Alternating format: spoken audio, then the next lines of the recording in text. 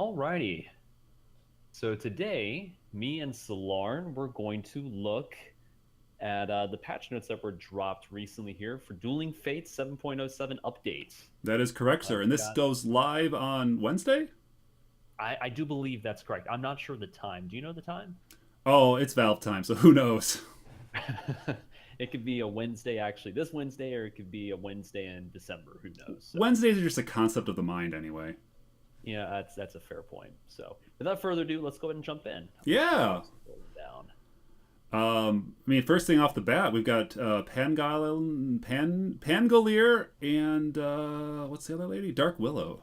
I love their character Yeah. designs personally. I think they're very colorful and bright, and just way more high poly than the older ones. Like I feel bad for some of the people that are still waiting for a model rework to see these new ones come out.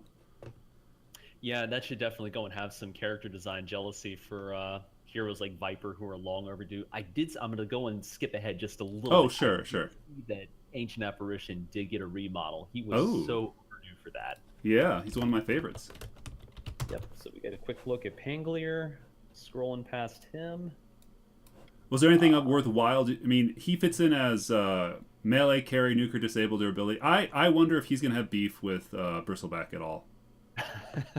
he seems like he would fit a lot of the same characteristics as Bristleback, but I'm not sure. And it seems like he fits honestly every category for a core. I Yeah, thought yeah. that was interesting too. So He any thoughts there on the initial description?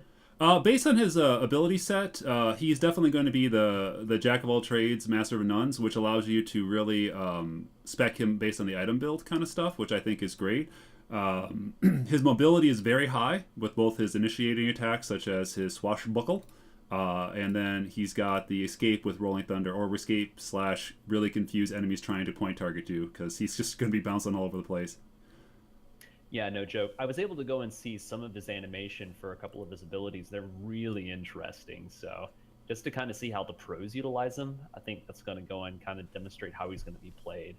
Yeah, I'm a little. So I'm looking forward to seeing it. Although I'm kind of disappointed that Valve will not let you change colors of heroes too much because I want to see Rolling Thunder with a Sonic skin, like a nice blue hedgehog.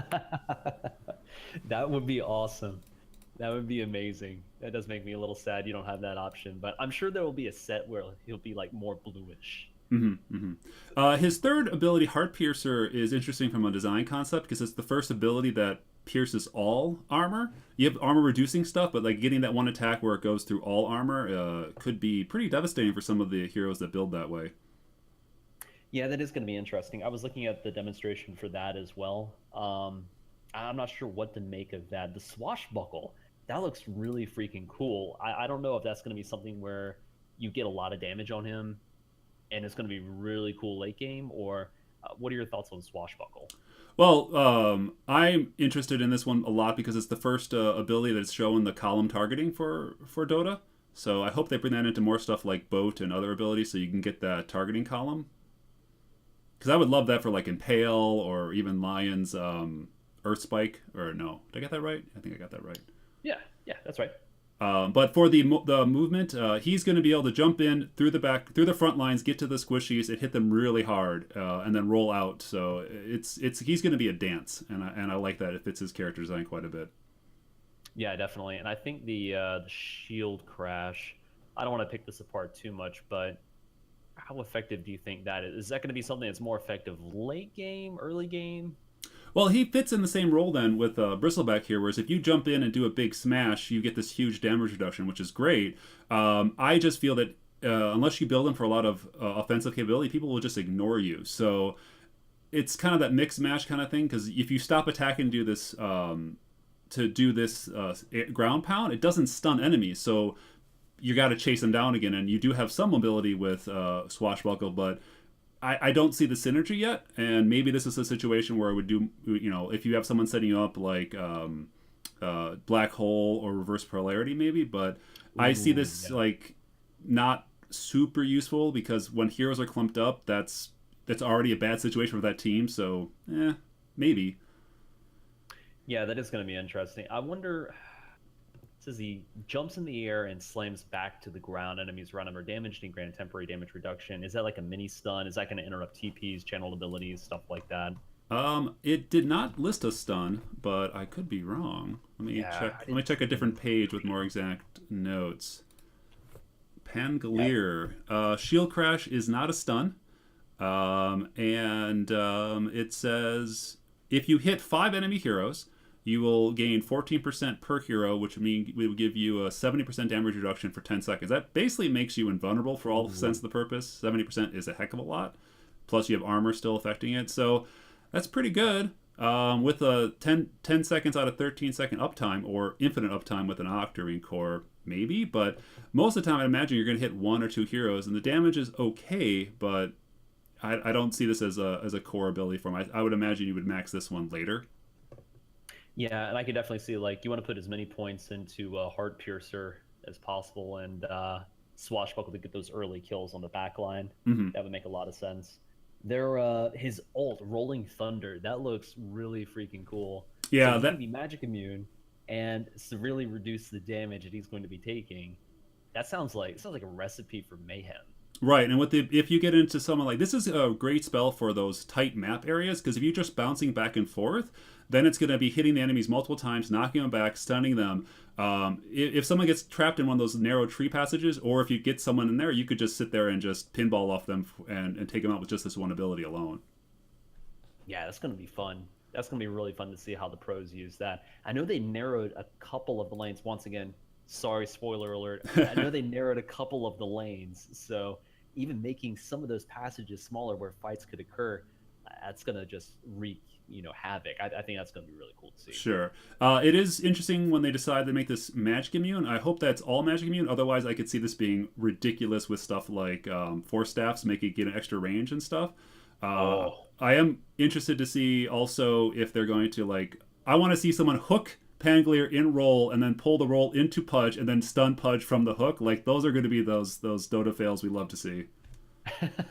there can be all sorts of fun stuff with that. Not to mention like potential self cliffing too. Oh, for That sure. could be interesting. I'm gonna go and scroll down. Any other Yeah. thoughts on Pangolier before we move on? I gotta find out who his voice actor is. I want to hear voice clips from him because we need a good swashbuckler voice. I heard a couple of clips earlier. I think I was watching the demo. Oh, I missed Um, it. Yeah. yeah, it was pretty interesting. I don't know how to place the accent. I'm not very good at placing Hmm. accents, but I Hmm. think the voice actor is pretty good. It wasn't one that I recognized from other heroes, so he sounds brand new. Right. Right. And then to complement our melee friend here, we've got a new ranged hero, Dark Willow. Whew. I know our friend Pastafarian. This seems like a very Pastafarian support hero. I was talking to him about that earlier, but I personally, as a support player myself, I'm really psyched about the abilities that she brings to the table. It almost strikes me as sort of like Treant Protector's roots, Pit of Malice's, kind of roots mixed in with like an Arc Warden type effect. What do you think? I see this. Whoop! I clicked on the wrong one. Hold on. Uh, Dark Willow. I agree. Like having that AOE root, I feel that's going to be quite amazing for a lot of combos. Like this thing makes Ancient Apparition 10 times better. It makes you can combine this with Underworld Overlord, and you can just keep someone in place for ages, and that's pretty amazing for that kind of stuff. I think Shadow Realm is great for an escape for them, and then maybe a little bonus nuke. But I would imagine it's mostly escape for that person. Um, I'm a little unsure about what Bedlam does. It just looks like an AOE spinning orb, but Terrorize, the ability to fear enemies away again, is a good crowd control kind of thing. But most of the times, if I was in a team fight, I don't want my enemies running away randomly. So, well, it's not random, but it's more like the bear shout. But it's again, Right, it's an ultimate right. that's an escape doesn't seem that good. But maybe I'm missing something here. What are you seeing that I'm not? Yeah, well, I think starting with Bramble Maze, looking at that, it creates a maze of brambles. This one I was a little confused on. Latch on enemies who walk into a thicket, damaging them, applying a root. So that's a lot like Overgrowth or Pit of Malice. That Yeah, seems yeah. pretty straightforward. For Shadow Realm, Dark Willow recedes into the Shadow Realm, becoming untargetable, gaining increased bonus magic damage for her next attack, the longer she remains in the shadows. That sort of strikes me like a TA, like her popping out of what is that, Meld. Meld. Yeah, for the but bonus you are attack. Yeah. visible and you are not immune to magic, or sorry, you're immune to targeting, which means that a lot of point effects like Nick's assassin can still stun or disrupt this character. Right. So that seems interesting. Like she could transition into a core, almost like a Venge or something like that. Oh, for Um, sure. And this might also combo well with real invisibility for different stuff. But my question is this also going to count, like, will Dagons work on this or stuff like that? ooh, yeah. See, that's a good question. I could definitely see her being a good Veil builder. Yeah. So Shadow Realm maybe, Veil into a Dagons for an extra 360 magic damage. That's gonna hit real hard. The 12-second cooldown with a 5-second uptime makes it really tough to kill this hero if they don't want to be killed. Like this character should be like 5 stars for escape versus whatever 2 they gave them. yeah. I mean, those do seem kind of arbitrary. Some of the ratings they give them, but yeah, I definitely agree with you. Mhm. Cursed Crown. Dark Willow bestows a cursed fake crown upon an enemy. After a 4-second delay, the target and any other enemies nearby are stunned. That seems interesting. I wonder what the delay is. For Four second delay. Okay, for them to actually stun a target. correct. Yeah, that is. I mean, it's 4 seconds, and you see the gold sonic rings over the head, I guess, to keep that thread going. I feel this ability with that long delay is gonna be real easy to counter, but it does make someone on your team a pariah, and then making that cause them to get away from you, and that allows you to single people out to avoid a pretty long stun. 3.5 seconds is up there as like some of the longest stuns with a pretty Hmm. good radius. I could see this working really well again with like the impales or any of the movement abilities to group enemies up and then hit them with that big bomb for a big stun. No damage though, which is unfortunate. Not even a little bit of taste damage, but it is effectable to not just heroes, so any unit makes it work. So creeps or controlled units will make this pretty good to make it hard. Like if you're bad at microing, you can easily grab someone's buddy and then get them damage from it. Exactly. I almost wonder if this is going to need like a setup stun or something like that. I could see lots of combo opportunities with like vacuum, reverse polarity, or something like that. Um, so like a simple stun, like a lion into what is it, cursed crown, something like that. I could see Right. some really cool, interesting combos. To be So fair, these do that's the synergy I was missing because if you root a group and then drop a stun on them, they'll be rooted for 2.5 seconds. It's really hard to get away from that stun afterwards. Or with terrorize, if everybody's running away towards the fountain, that's a very easy way to land that because they're going to run for quite a while because they run for 4 seconds, which is conveniently how long Curse Crown works. yeah, it seems to work together pretty well. Bedlam, that kind of seems like the IO death balls that he has. Yeah, yeah. Um, any thoughts on that, on Bedlam? Um, I don't. I've seen some images of this working, and my question on that is, it says it's spinning around and it has an attack interval, which I'm not sure what that means. Is it just spinning around and it attacks like it's a familiar that shoots its own abilities and it attacks? Yeah, so it's attacking random. Okay, so it's like Gyrocopter's Egg Scepter where it attacks something nearby. Um, 4 seconds means that it's going to attack 16 times for 225 damage. That's really good. So Hmm. if you get someone separated and alone, you can really pull them down. And it's magical, so I can see that working. The one thing looking at all her abilities is they're all on a super low cooldown, like 20-second cooldown on Bedlam. If you have the mana pool, this thing is going to be a beast. I'm almost wondering, like, they've got to go and kind of counterbalance her by making her really squishy or something like that. But I could see her like pairing up with the beefy roamer and having those two run around and just wreak havoc. Mm-hmm, mm-hmm. That's kind of how I'm picturing it. Um, Uh, I would say that, like you said at the top, she looks like a great support hero. But I wonder what the carry builds are that might come out of this. Because if you do that, Shadow Blade into Bramble Maze and Bedlam, someone's going to get hit for at least, if they're latched for 2.5 seconds, that's 10 attacks at 225 damage. You're just going to shred anybody with that. Right, definitely. And I thought it was interesting. Yeah, you can't use it with Terrorize, Bedlam with Terrorize. So this is the combo that I saw here with Terrorize that we didn't really get with Roar on Lone Druid, making him run back to the fountain. Mm-hmm. So you know the direction they're going to be running. So you could go and pair that up with like a bait or a setup or something like that. Have them run into like a pit of malice, or have Yeah. them run into your bramble maze, something like that. So that could be really cool. That's Uh, kind of the combo that I see there. Interesting. I'm just looking at the suggested build, and they say Aghanim Scepter, so maybe we'll find out more later because I did not recall what their Scepter ability does. Yeah, that is going to be interesting to see what the Ags upgrade on her and Pangolier are. Yeah, I'm I'm pretty. interested. I'm also interested in the fact that they made Terrorize and Bedlam separate because the duration's only 4 seconds, so like the overlap is really minor, and they don't share a cooldown. So is Terrorize just the oh crap I've been caught free escape, and then Bedlam is just what you use when available? Because worst case, someone attacks you during Bedlam, which is already your advantage. And then if you decide you don't want this situation, you just hit Terrorize and leave.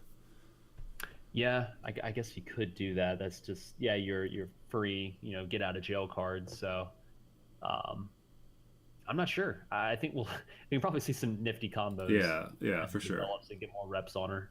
Hmm. It's gonna be interesting. Did you see what is this the DLC, the downloadable content here? The Arcanum, Yeah, I don't even know how to pronounce that. the emblems of the Dueling Fates, Revenge. the Antini's Revenge.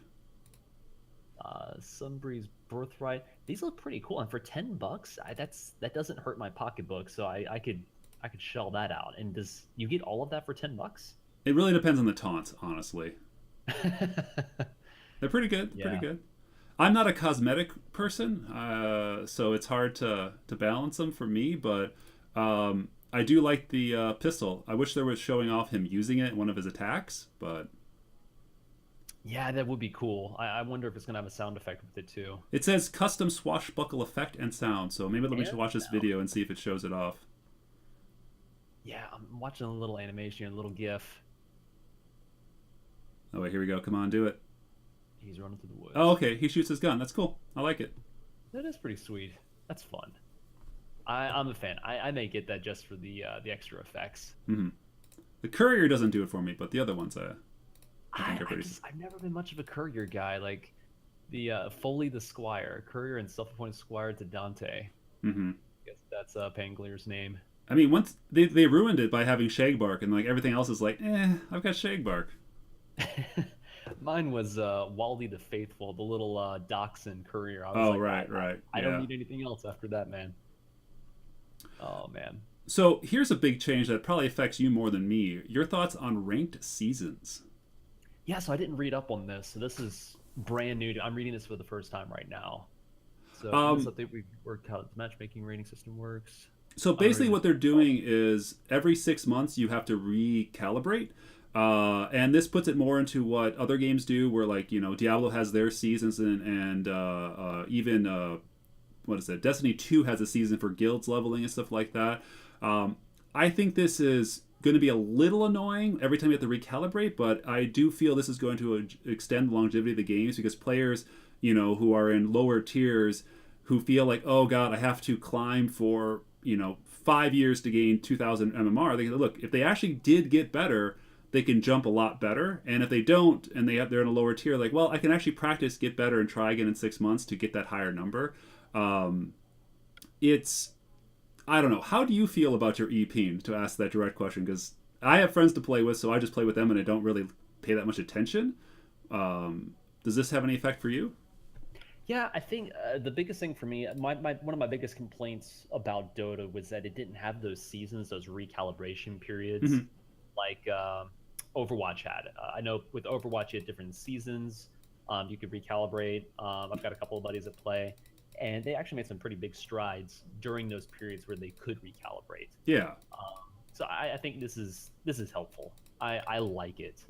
Um, of course, I think we'll kind of see. I know Valve has been clamping down on people that boost accounts, so we could see a pretty bad rash of people that are like recalibrating for these ranked seasons. So Oh, they lose every one calibration game on purpose, and then they go, haha, I'm actually 9K, suck it losers, kind of thing. and or smurfing, or people are paying out to go and recalibrate at a greater frequency. So I know that they kind of combated Valve kind of combated this by you had to go and play so many games, get to a certain level, and then you could play ranked and calibrate rather than just like, oh, I played my 10 calibration matches off the bat as soon as I made an account, didn't get the MMR I wanted. I'm just making a new account, start over. So that's they kind of combated that by making you get to a certain level. I wonder if Valve is going to have those problems again with the ranked seasons. So Mhm. I don't know. It'll be interesting to see. Yeah, this definitely is for a small subset of the players who actually care about the ranking, because a lot of people, they can have fun or, I guess, hate the game at whatever level they're at, so maybe this won't even matter to them in the long run. Yeah, like I said, I think it's helpful overall. There could be some abuses that maybe we just don't see right now. Mhm. Maybe Valve did think it through. I don't know. Eh, could be anything for that. So true. The guide system upgrade. Here I that's like now this. I'm a UI snob. I feel that putting the guides right in here and showing the item builds in a nice clean sheet here, I think is nice. My only complaint is that it takes up so much space that using this in game would basically blind you. yes, yes, yeah. Didn't you have to go and do this in a browser outside of Dota to make a guide? Because I'd made a couple of guides in browser, but never in the Yes. client. Yeah, you would have to put them on the workshop, and then people would subscribe on them. So it was like 4 steps, and Oh, for new players, I so this is game design philosophy here, and the guides are very helpful. But the one thing they fail to do is work on discoverability, and they don't spend any time in these guides like hyping it up and saying why this character is really cool or what your timing should be or stuff like that, so you can gauge if you're doing it well. Because I could follow any guy for any character and push the buttons the guy tells me to do, but it doesn't explain like why is Ancient Apparition the best hero, what makes him cool, or it, I don't know if it's gendered, or how to be helpful or how to adapt. And as it is, these guides are of course just guides, but it would be nice to have some more, I don't know, theory input on here saying, hey, don't bother getting mana break level 1 if you're not going up against something, or skip this talent until much later because of X, situations like that. And you know the guides are really for new players or new to that hero. So mechanically this is a great improvement, but I feel that there could be a lot more done for teaching than just showing the raw numbers and stuff. right, definitely. I think this also contributes to the steep learning curve that Dota has, is just all those different things that are so situational. Oh, for It's sure. like, yeah. Um, nope, totally agree. I think that's going to be a nice little upgrade. Yeah. Uh, I mean, maybe there's more on that scroll that I can't see, but it'd be nice if you scroll down and said, if you pick this hero last, or if you pick him early, expect to be countered by MKB heroes, or be expect to be countered by this, that, or the other thing kind of situation. right, right. Um, Turbo mode. That looked really interesting. I think this is going to be something that's helpful with my more casual gaming Dota friends. Right.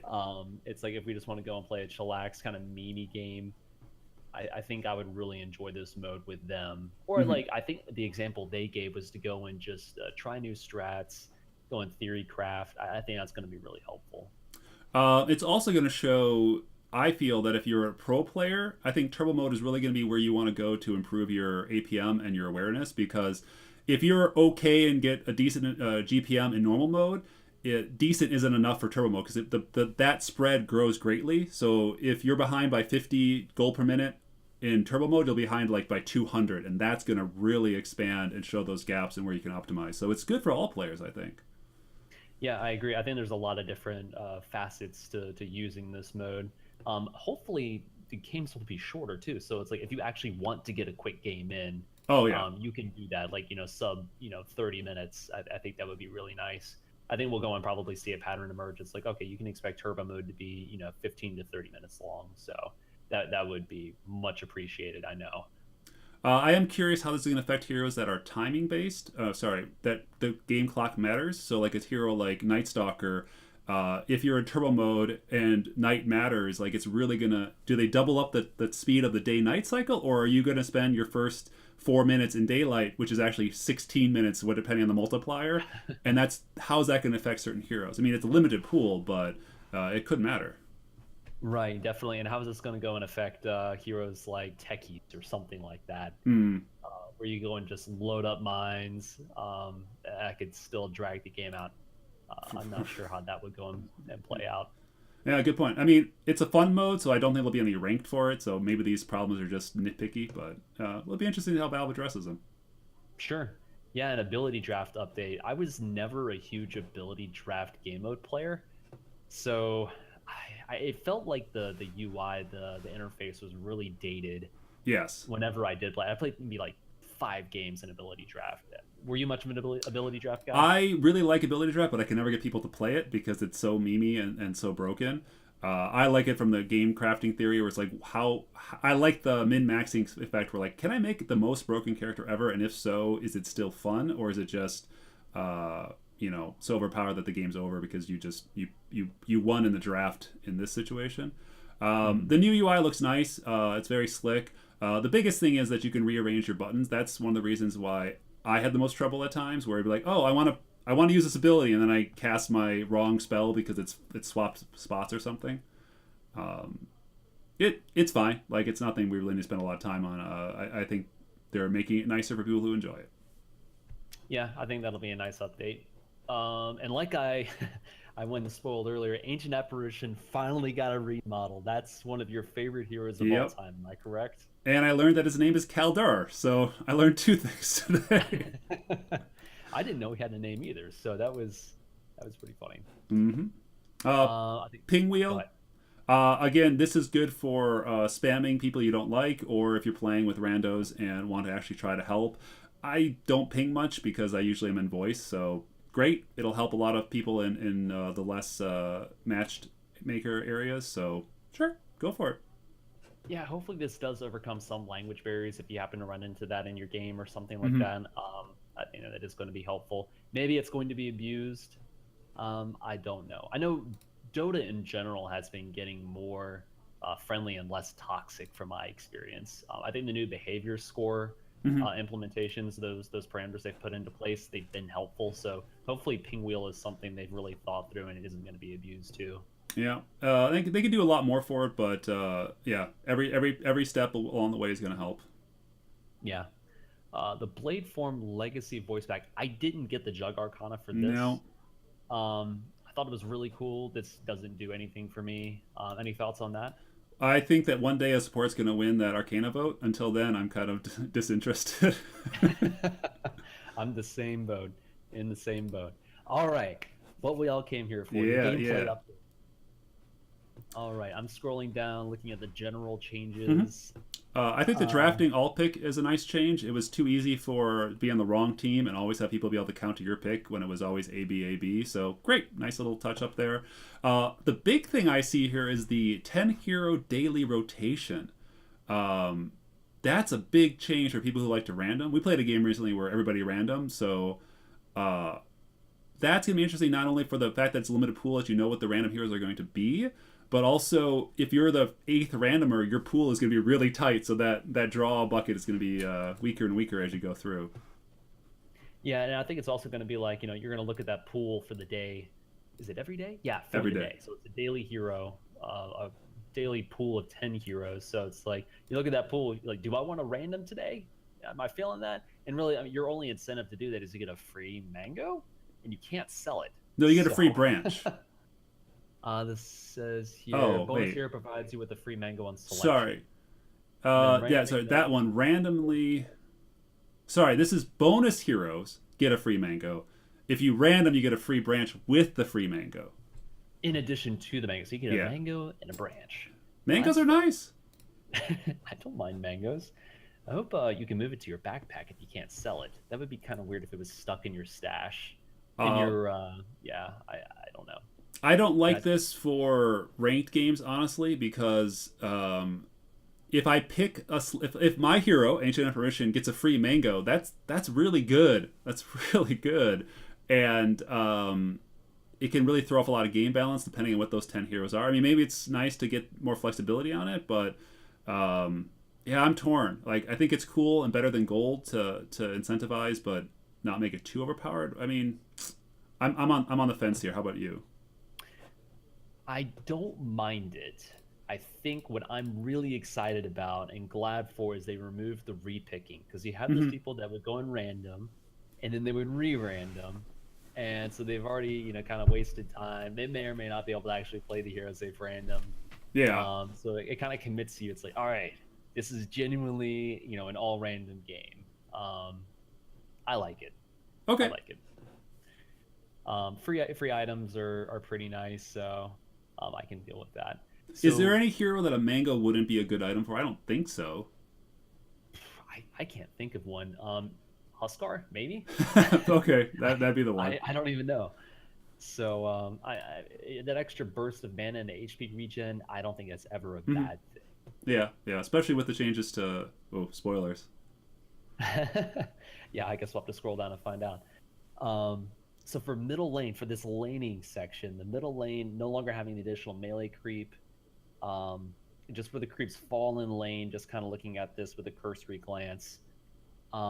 I think this takes away from the strength that mid had, being able to go, even dual mid, because you kind of saw that a little bit. With a little bit more because there's less experience for that extra creep. Exactly, exactly. So I think you're going to see more rotations from the mid lane, kind of like you did, back in the early days of Dota 2 when it was still, I guess technically it's still in beta, isn't it? Hmm. Um, Well, one but thing to keep in mind here with that dual lane change is that the experience gain for denied creeps was cut by almost 2/3. Maybe dual lane the gimmick here now is deny everything, and you're going to really destroy the enemy player if you can do that. Like if you have two people if you have one person concentrating on denies, you can really just decrease their experience gain even further by this change. exactly, yeah, and the XP gained by the denier reduced from 30% to 25%. So Yeah, I lose 5 if I deny you, but you lose basically 50%. Like that's a huge swing. it's a goodly amount. There's been a lot of math in this patch. I almost feel like I need to be a math major to understand some of these changes that have happened. So, I'll no help you out where spoilers. I'm not needed. going to reference anything, but yeah, I think denying is going to be a lot more important. I do agree with you. Hmm. They did say Yeah. that the 4 creep wave did increase overall, so they may have brought it back, but that's now for all 3 lanes versus just mid. Right, right. Yeah, and the neutrals killing lane creeps is not considered the same as the enemy creeps killing them. It's not a deny. It gives full XP. You must deny the creep yourself to deny its XP. Right. So And this I is a. remember. Oh, go ahead. Go ahead. So I do remember whenever I would pull a wave, it's like you always wanted to make sure the neutrals got your creeps if you're trying to go and deny the wave, get it back closer to your tower so you're safe lane core can farm. Hmm. Um, so it's like you don't want to be denying the creeps. Now it's like you're kind of flipping that. What's kind of been a rule for a long, long time, and it's like no, no, no. You actually do want to go and deny the creeps. Yeah. So I feel that's yeah, a good change from a gameplay style now for supports where it's really advantageous to sit there and babysit those creeps being denied. It makes a lot more ganking opportunities, but it also makes the players that can survive in lane alone or multitask have a bigger skill cap for taking care of these creeps. yeah, that is going to be good. I think for the supports, help them get a little bit more XP. But like you said, it also goes and opens them up to a gank potential from the off lane. Hmm. And since they increased the experience gain range to 1500, which is more than a screen length, it's really important to get those denies. Absolutely, yeah. I'm just seeing that now. Holy cow! Wow. XP required to go from level 1 to level 2 reduced from 240 to 200. That's going to be really nice, and I think that's an indirect nerf to Earthshaker from what I was kind of getting a grasp on. So it's like level 1, level 2 Earthshaker is really not doing all that much. You may be able to get a kill or two, but level 3, that kind of hurts him. Yeah. So It's really also interesting to see they didn't clarify here whether neutral creeps have to be killed by heroes or by hero controlled units. So if I have a spawn uh, unit like a treant, does that count? Or is it I have to make that last hit? Because that's going to be really hard for people who deny that have those summon units to do it because you can't really time it when you have 12 treants beating on a creep or something. oh, no doubt. Yeah, I didn't even think about that. One thing we did skim over was the first neutral creep spawn change from 30 seconds to 1 minute. So you can't get that like minute one camp stack. So that Right. kind of stinks. So you're not gonna be able to go and deny the whole wave right off the bat after 1 minute. Hmm. I think that's a good change. I like the even minute mark creep spawn time. Right, and it does also incentivize your support there, doing more chip damage when your creeps are at 50%. So you're going to be sticking around watching those creeps, beating them down a little bit to help the neutrals with deny with attacks after under 50% health. So they're really incentivizing people to be in that jungle early on to make the gankers have more food to grab, or to make the supports have more to do than just a few harass hits. Right. Oh, last thing I did want to jump back up to in laning before we moved on was Sure. the creeps now made closer to each other's respective safe lanes. So, do you think this makes the creep block less important? Does it make it more important for the offlaner or less important for the safe laner? I mean, the creep block's really, in my eyes, more about getting that range creep out front. I mean, that's getting that deny is the biggest thing, because the range creep is worth. Gosh, they had another 12 another 12 gold to that range creep, so get that guy out of there real fast, and he's worth double the experience. Oh wait, no, sorry, they reduced it, so he's okay with that reduction. Creep blocking is one of those high skill cap kind of things that only really matters for like the first 12 seconds of the game. Once the whistle blows, does it matter? It will still always be something that helps, and people like to show off a good block, like watching those 1v1 mid kind of stuff with the perfect blocks. For my level of play, probably not gonna make any difference. May not even notice. Yeah, I think it is going to be interesting. If it just, I do want to watch the lane, how it just runs, naturally without any block, and just kind of see where it falls. So I think as soon as the patch drops, that's something I'm going to watch in a lobby or something like that. See if it's even worth my time to even help with the block if the safe laner happens to miss the wave for whatever reason. Right. Thoughts on starting off with a TP scroll? Oh my god, two things. One, people need to buy TP scrolls, so I guess getting one for Christmas or whatever your holiday is nice. Like, I mean, you can't use it right away, but this game is about, like, you can make the game, you can win or lose the game based on being able to teleport to support another hero. And they reduced the cost 4 times, and now they're just like, please have a TP on you. Like, they're only an inch away from giving you that free TP button.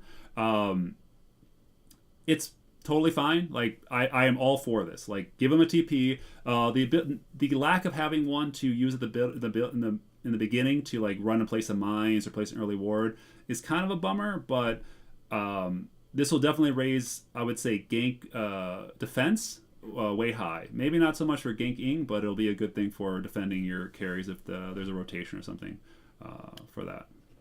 Right. I do wonder what the cooldown is. Is that going to be a minute? Did you see anywhere else where it's it didn't change, so it'll be the full 70 seconds. Is that what a TP scroll is right now? I think so. I can't remember. I'll just check real quick. It is currently a 70-second cooldown. That's right. Yeah.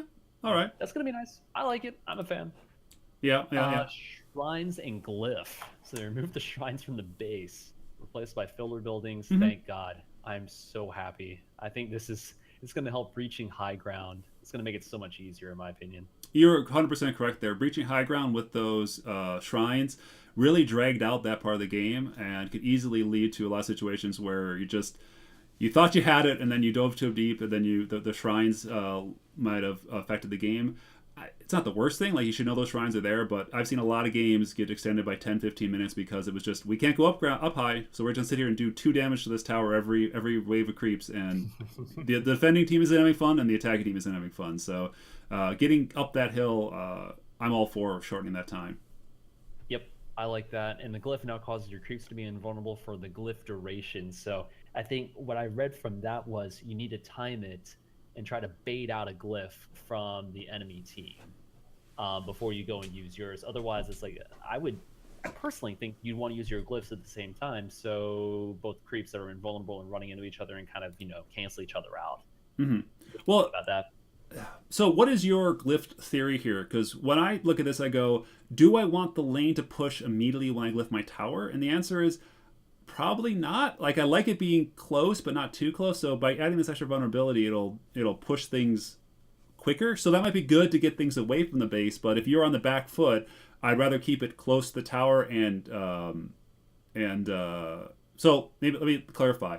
If it's just creeps on your tower that you're defending against and use a glyph, that's going to push really fast. If it's heroes, I can see this being really nice. But will 5 seconds of creep and run really make all that much difference? Maybe there's a Cardi gonna get that last hit in for offense or something. I'm not sure. I think what's going to help is you're trying to make that high ground breach, and you need your creeps to stay alive just so you can whack the T3, take that down, get a set of racks, something that's going to go and shift momentum pretty significantly. Which is why I think baiting out a glyph before you go and glyph your creeps as the team on offense to go and take objectives is going to be helpful. Sure. So, it's a theory. I don't know if it'll actually work. We'll find out. Speaking of creeps.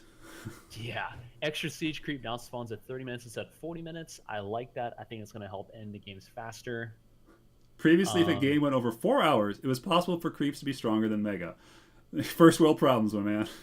My gosh, that's insane. So if a game's over 4 hours, I don't want to even think about a game. I played a 2.5 hour game, and that was pure misery. No, thank you. Fixed extra lane creeps spawning at minute too late. Okay. One's at 15, 30, 40, 45 minutes for... Okay, well, that's good. That's a good bug fix. Yeah, mostly that. I don't think 50 hit points on siege creeps is really going to be a tiebreaker here. That's one more tower hit, more or less. Yeah, sure.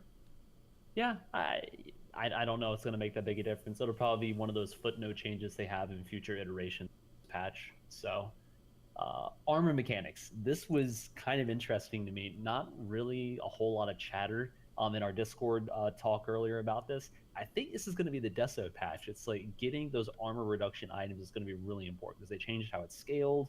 It looks like overall armor was increased. Any thoughts on armor? Well, they reduced the effect of armor by roughly 18%. So having more armor isn't as good. It's easier to get it because they increased the gain of armor by more than 18%, more like 21%, which is good. Don't get me wrong. But, I mean, you're looking at a net change of 3% roughly. So I feel this is just a bookkeeping math thing where they're using 0.05 instead of 0.06. And they're like, this is easier math to look at, less rounding errors, less weirdness. I see this as a mathematical quality of life change, but I could be missing something quite a lot here. I like that. Yeah, I think that's simplifying a lot of the math is something that I think they've been working towards for a while. Getting rid of spoiler alert, getting rid of the UAMs, the unique attack modifiers. I think this is just furthering the whole simplification of some of the math and stuff that's going on here in the background. Right. I would be much happier when they make more balanced stuff and choices based on, more balanced, more player choice, and remove like this weird math stuff and make it just very straightforward and easy to process because there's better items and better talents and stuff like that to add complexity. And this stuff here is just for people that are crunching numbers and go, aha, and that's such a low percentage of players that they're going to get that advantage. Definitely. That's definitely getting into the pro tier. Those higher MMR players that are way above what we're getting paid to play Dota. So, anything else on armor? Nothing offhand, except they didn't spell with the U, so what can you do? Indeed. Base structures, remove the tier 4 tower HP regen. I like that. Yeah. I think it still contributes to hopefully a faster paced gameplay. I'm a fan. Yep. And Ancient regen health from 3 to 8. Once you're on the Ancient, you're doing so much damage per second that probably not... If you get repelled after the T4s are down, something else is going on that probably isn't going to be the end of the day. It does prevent a single player from backdooring as well, so maybe not that tree protector or something, so we'll see. Yeah, those Dota fails of the week or Dota WTF, you're not going to see that single melee creep just winning the game for them. Sure, yeah. About. Poor Cardi. That would be, yeah, you're not going to see that anymore. That's kind of a bummer. So RIP that Dota fails of the week. Missed opportunity there. Map changes. So I went and watched a video with Pangolin. They went to the demo mode and kind of saw some of the map changes. I wish they had a better representation of this here in the patch notes, but it's pretty awesome. I'm a fan of some of the terrain changes. I like the ability to get down the ramps on both sides without being hit by the tower. The narrowing of some areas I think is good. I like those choke points. I like being able to close off stuff or show off the body blocking. The swap of the rune and the shrine, I feel that's a good change because it was such a big time commitment. Like leaving your lane for, let's say, 20 seconds to go grab a bounty room and come back was really only worth doing it if you knew it was on the right before the changeover. So grabbing it at like 155 because you could get two in a row or something. Bringing it much closer for at least Dire is nice, and also for the mid lane for Radiant. Um, the shrine being pushed back, I feel that's also a good change in a lot of situations to make those TPs, not as valuable to get to the river, but easier to get to the lane for Radiant. Yeah, I like those changes overall. I think for looking at the adjusted mid lane ramps to be narrower and rework mid lane for Dire, so both sides can walk along ledges without being hit. One of the things that I like the most about Dota is how it has a unique layout for both the Radiant and the Dire side. We're getting, I think, really close to a mirrored map like we have in League or some of these other games. So I know there's still unique sides. There's some things that make them um, unique in their own way, but we're getting really close to having a mirrored map. And I know that brings better balance in theory, but I hope that we keep Radiant and Dire separate and looking different. I would say Um, that the focus needs to be at the access points. They can have some variations in the jungle trees and layout, but like when it comes to crossing that river, the more mirrored the better. yeah, I tend to agree. I tend to agree. And as far as like your notes on the shrines being moved closer to the primary jungle area, I like that. I think that weakens the mid lane and takes away the emphasis from, all right, you need to really reserve that shrine near the mid lane for the mid laner. I think it's going to make it a more hotly contested area in the jungle, especially having that rune closer to the lane. I think you're going to see a lot more fights erupt around those areas. Almost, if you remember back when the bounty rune used to spawn in the river, Right. and the fights that would start off right off the bat with that, I think we're going to see a similar sort of thing, given that it's so much closer to each side in a more neutral place. Right, right. And like you said, it's a much more risky and much more time expense to go for that shrine as the mid laner. You have to leave for quite a long time now, and that is a huge loss in effectiveness for getting that shrine. So getting a bottle is going to be much more valuable to get those bounty rooms to drink versus going just to the shrine for anybody. Yep, absolutely. The safe lane hard camp was adjusted primarily pullable to the off lane or to connect to the small camp.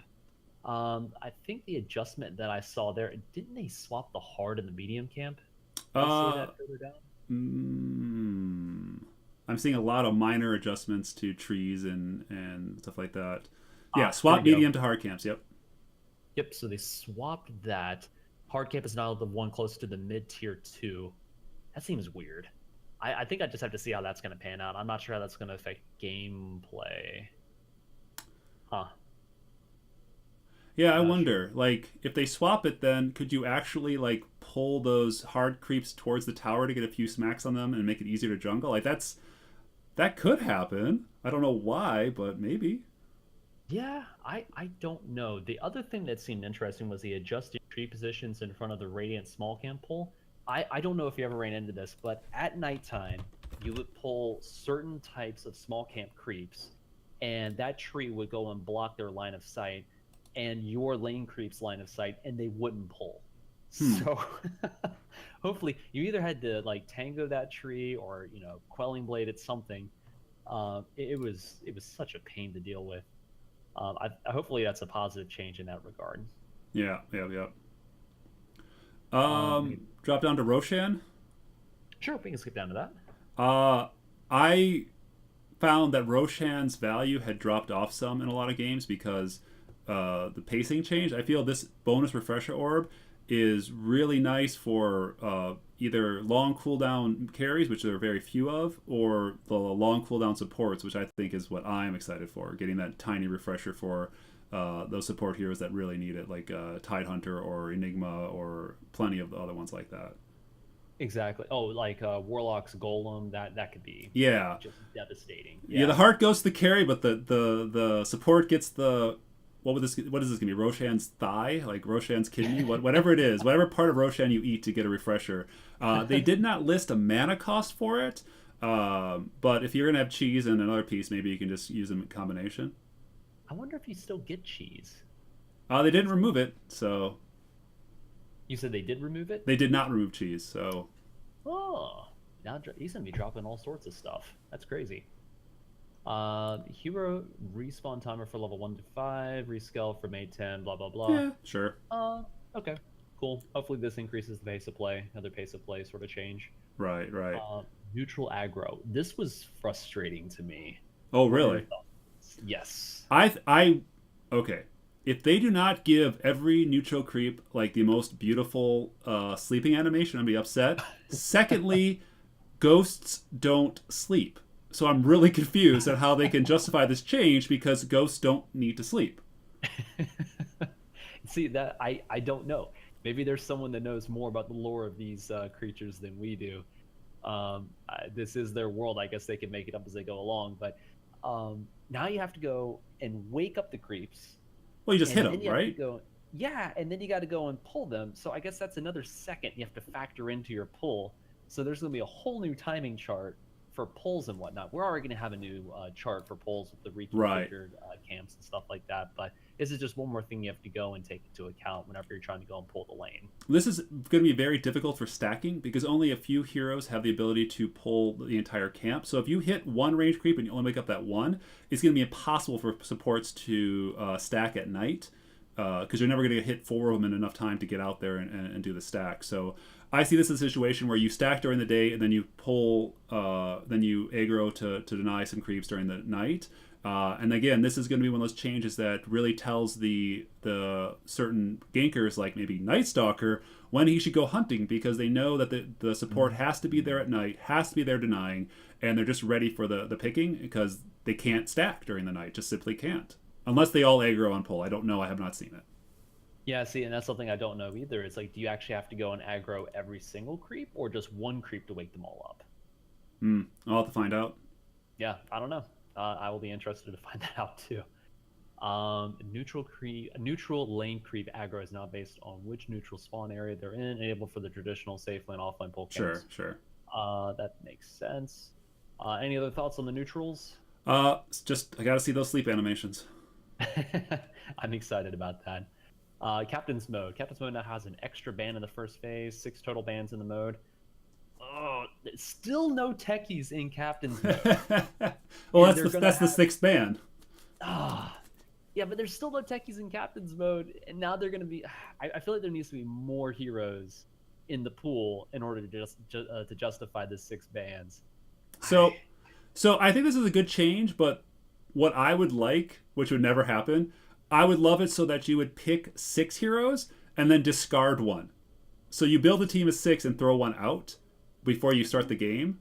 Because I see what they're trying to do here. They're trying to make more heroes get picked so that, or sorry, more heroes get banned so like those numbers go up and you have more variety. As they add more heroes, they need to do this. But I feel this is just going to shift it all down when you're going to look at the top and say, what are the best 12 heroes? All right, I'll just ban those. And it's not really going to solve the problem of more heroes getting picked. If I had my way, if I was Volvo, I would say you pick 6 heroes and then you only keep 5. So you do that kind of thing where you're like, am I bluffing with this early pick or is that actually what I want? I like that. Kind of like put it in reserve, put it in layaway or something. Yeah, have that sideboard hero where like, well, I picked Lich, he's really good, but no, I don't want him anymore, and I'll take these other 5 kind of thing. So just that little bit of bluffing and final choice. It would also make counter picking not so devastating in a lot of situations. Because I feel this ban is just going to be used as, well, IO's always out, so we get one more always out hero. Sorry, I should say Wisp. Yeah, I think you're right. I didn't put that much to it, but I definitely like that approach, and I think you're right. The illusions. Okay, I'm a fan of this change because you love playing Phantom Lancer. I'll occasionally dabble with the Phantom Lancer, but now they deal less damage, but you can go and tank with them a little bit. So I think this is advantageous for taking Roche. I thought it was silly that they died to Roche immediately. Yeah, for sure. It just didn't make sense. It was one of those one-off mechanics to basically stop Phantom Lancer or a few like Naga Siren, and any other player came in to go like, why did my illusions die instantly? That's weird. Yeah, that was weird. So that was a strange sort of thing. You just had to do it to experience it. You're like, oh crap, I just got this illusion rune to run into Roche, all the illusions die. It's like, it's a waste. So I'm glad they made that change. Agree. Fountain damage increased. I like this. So you have those those jokers in those games where you're just getting raffle stomped and they run into your fountain. So now there's a higher percentage chance to go and punish that sort of bad behavior, that BM sort of play. Can I buy the fountain an MKB to help the evasion heroes? Yes. Well, that's a spoiler alert. So Yeah, yeah. uh, yeah, I like that. Nothing really crazy. Fountain HP regen increased from 4 to 5%. Regen increased. So cool. Hopefully, we're spending less time in the fountain and more time out there on the map. So, Right. We got another nice change here for support heroes, where the rich get less rich and the poor get a little bit richer. 5% isn't going to make or break anything, but they're trying to dial it into where exactly it is. So totally fine with that. yep, I like that. Hex can no longer be dispelled. And that is all hexes, not just the hex spell. It's also sheepstick and stuff like that. Nice, nice. I like that. Yeah, it's such an expensive item. Mm-hmm. It's like really, so you can go and dispel that for. I guess you can't do that with diffusal blade anymore, but Sure. whatever other item you would dispel with. So I'm actually starting Repel to think or well, actually, there's oh, quite a yeah, few repel. dispels. Like, wow, that's actually a pretty big nerf to Legion Commander because they won't be able to use You're right. uh, You're right. press the attack. Yeah, press the attack. Yeah, press the attack. Yep, you're right. Yeah, that's interesting. That is interesting. So Shadow Shaman OP. Sure, and Lion, Yes, and well, London. Tinker's already overpeed, but the Yes. spamming of hex sticks, sheep sticks. Yep. Going in rearming with that. Mm-hmm. UI. So you're the UI expert. Any Yep. thoughts here? I really like the second one here, requiring an option to require you to stop hitting S or stop command to interrupt your channeling abilities. I have maybe interrupted a few of my epicenters by being too fast on my blink or something, or more importantly, teleports, where I'm like, all right, I'm going to teleport and then I'm going to cast, and then you're like, oh crap, I canceled because I clicked too fast. I think that's great. It'll make it a little easier to do those things where you need to combo your shift clicks or something like that. As far as UI indicator over inventory to show mute status, I don't know what that means because is it my mute status? Like, do I know if players are muting me? Or is that my mute that I chose to mute my microphone? Or is that my mute to mute my inventory? They're not quite clear on that. Yeah, that is really ambiguous. So not sure. Couldn't tell you. I know mute. Isn't mute a new status change? Oh, that makes sense now. It's capital M mute. Yes, you can be muted from using your items. Okay, now it makes Yes. total sense. Okay, there we go. Yep. UAMs. No surprises there. Finally. They're all gone. So Lifesteal no longer a UAM. Stacks additively. Arcane Orb is no longer a UAM. Mana Break no longer a UAM. And So does not stack with Diffusal. So if you play, and this is a minor spoiler here, but if you play a hero with a large amount of lifesteal, let's say 100% lifesteal at your 25-point talent, and you had other lifesteal, you could constantly be stealing more than 100% of your damage. It's ridiculous in some situations. It could be a party. It could Yeah, be fun and for some lifesteal. yeah. I wonder to see what memes come out of that for sure. We will see. Are we going to see a satanic lifestealer? I don't know. Well, I was thinking more Elder Titan with Satanic and Feast. No, what's the one that Lifestealer casts? That's Open wounds. Open Wounds, and then a Vlad, so he's stealing 400% health. Oh, gosh, that's just disgusting to think about. Yeah, I don't know. That's just one of those things. It's like, all right, we're gonna watch, Miracle just abuse this potentially. So, and then Valve will come out and be like, no, we're gonna put the kibosh on that. So, other changes: removed cliffing restrictions for Rubik, Magnus, Darkseer, etc. Sure. I think that's gonna be fun. I think we're gonna see some nifty stuff come out of that. The Pudge and Vengeful Spirit ones, it's so rare that you're going to be a Pudge on a ledge to trap someone and not kill them. And it's so rare that Venge is going to be like, haha, I've waited here for 2 minutes, now I can finally swap someone onto this ledge. Like, whatever. Right. Yeah. And I think that's kind of goes hand in hand with having these right off the bat. So if you do get cliffed, it's like you've already got a TP. They're not going to kill your courier that's trying to fly you out another TP or something. You can just get out of there. Yeah. Hopefully. Roshan now upgrades every minute rather than every 4 minutes. The bonus Sure. is rescaled, so it's the same, just smoother. Cool. Yeah. Nothing crazy. I think it's gonna be more important, like if you're gonna go in Roche early, to do that as soon as possible. Like with Ursa. for Yeah. example, or something like that. Fixed magic damage sources from attacks not being blocked by barrier type abilities, pipe hood, flame guard. Yeah. Good. Cool. So it sounds like a bug fix. Yeah. Yeah. Readability, UI buff, great. Minor turn rate buff. I mean, sure. There's only a few heroes that turn that slow, so get them up to a minimum 0.5 is fine. There's some games out there that have no turn speed; they just turn instantly.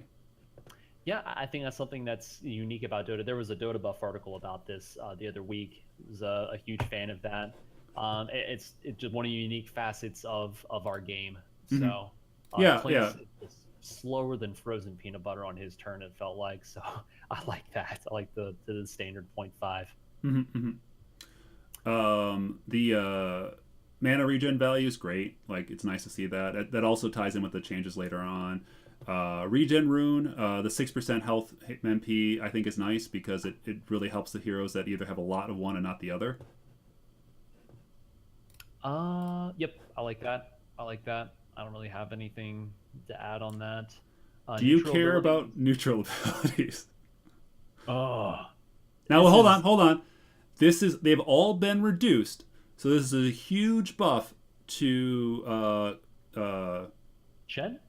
Chen, but also going to go with the guy who eats people, Doom, Oh, you're right. and Lifestealer, because these mana cost reductions are going to make a big difference because Doom does have mana problems early on. You're right, and Enchantress as well. So Oh, sure, yeah. if you can micro well. Other than that, we'll see. Yeah. Are we going to see a resurgence with Helmet of the Dominator just based off this? There's some really good powers in here. Like, I think Slam, is that a stun or is that just... I thought... Slam. Neutral Thunder Lizard Slam. I'm going to be honest. I cannot remember Thunder Lizard. Yeah, Slam is a 2-second stun, so this is a great reason to upgrade to Ancient Creeps, because instead of the Centaur Warrunner, which has a small wind-up, Thunder's Slam is instant, 0 cast point. So that's a huge buff for Ancient Creeps, I guess. It says from 0 to 0.3. Oh, I'm sorry, that was a nerf. I read that wrong. Yeah, other way around. Yeah. Flip it then. Huge nerf to Ancient Creeps. Add a projectile for Dark Troll, Warlord, and Snare. That kind of sucks. So I guess you can go and dodge it now. Sure. Added a projectile? So was there not a projectile before? No, it just happened. Oh, wow. The net just appeared. That's a bug fix, honestly. Okay, so it's not a nerf. It's just it Well, makes it just look better. I don't know if it had projectile time. They aren't very clear. So if it didn't have a projectile that could have just snapped and it was undodgeable, if it now has a projectile, which they don't give a projectile speed to, it does allow you to dodge it. Regardless, being able to see the projectile makes it actually humanly possible to dodge versus, I don't know, maybe? I guess it was just sort of luck of the draw if you were going to disjoint it. So the cloak aura is actually pretty nice. That's the magic resistance. So an extra 5% magic resistance if you grab one of those creeps is decent. Yes. How big is that aura again? It doesn't stack on heroes. It only stacks on neutral, so it'll be 5 to 10. Okay. Okay, so the neutral purge now works on cyclone units. Cool. Huh. Okay, so you can purge them while they're in the cyclone. Interesting. Not bad. Or no, purge them thoughts? out of the cyclone. Oh, I like that. It works on cyclone units. Okay, cool. So you can take them out of the cyclone then. I guess, yeah, okay. That's how I'm reading it. Yeah. They could use a little bit of errata on these kind of things. Cool. But I'm interested. Chen has always been falling off. Like, he's a good hero early on. Maybe these changes might help. I definitely see Doom benefiting the most from this, but neutral abilities don't really matter in the long run for most heroes. Yep, tend to agree. Item changes. Courier, that cost is increased a tad. I mean, you're starting off with the TP, so that's nice. So you don't have to think about that anymore. This is just two things: anti-troll and anti-angry, because you automatically upgrade at 3 minutes. You don't have to do anything, and you can't buy more than one. So, again, they could just get to the point where, like, you just get a courier. Like, they're moving towards that way, and they're trying to balance it out. I mean, maybe later on they can say every hero pays 25 gold for the courier at the start. I guess, I don't know. Yeah, that would be nice. Just have like a courier tax that's deducted from everyone's gold. Mm-hmm. The increased movement speed does make it almost impossible to kill by most most melee heroes at the start of the game, like a bounty hunter or something. 380 is really hard to catch at the very beginning of the game. So unless you time it perfectly with your attacks, that little guy's gonna get past you. Yep, that's true.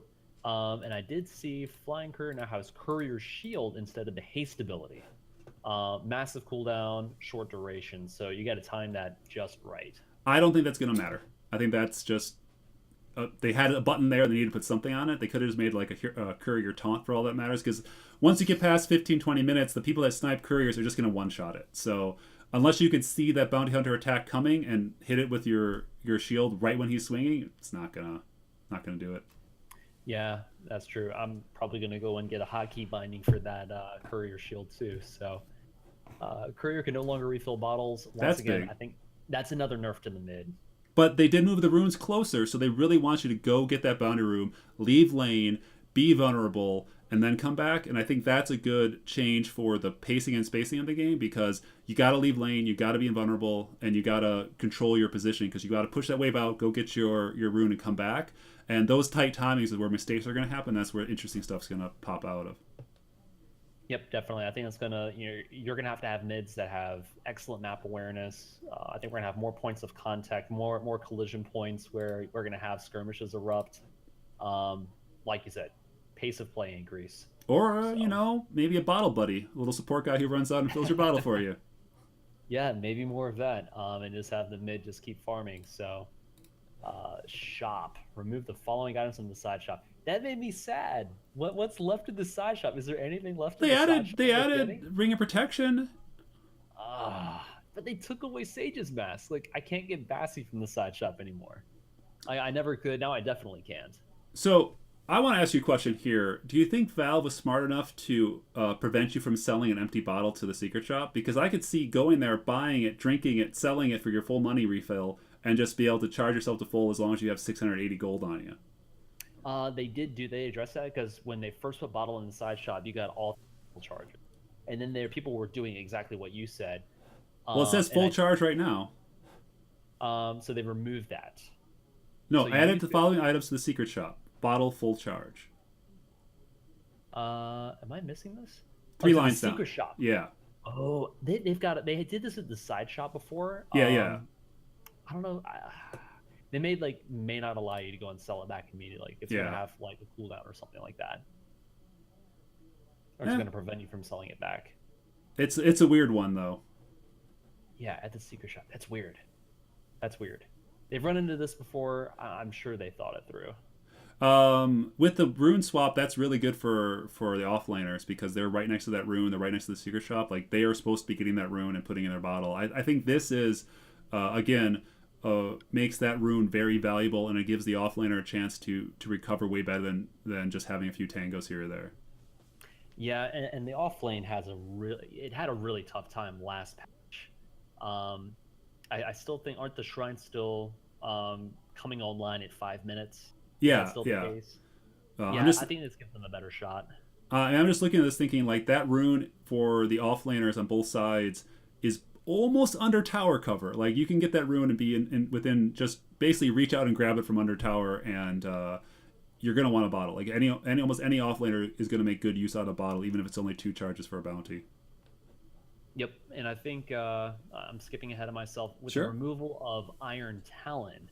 Yeah, being able to fall back and grab hopefully both of those runes for the offlaner, that's going to help him or her out quite a bit. Yeah. So. Support items. Observer wards cost increased. Oh, no one bought them anyway, so what does it matter? So true. No one needs wards. I did like the XP bounty increase. Yeah. Tango more efficient for your money. Smoke it to seat cost increased a little bit. I don't know why they changed the observer ward cost because they had been lowering it constantly and then they bounced it back up. Yeah, I'm gonna sound like an old man here, but I remember back in my day when Observer was 100 gold, and it's like getting those D wards was like really important because it would pay for itself. Smoke and Deceit, I thought it was honestly throwaway gold, just grabbing a smoke. Now it's like, all right, now it costs 80 gold. It's you gotta make a choice. That's a ward, baby. It is. I'm not a fan of that. I wonder what that's a counterbalance to. Yeah.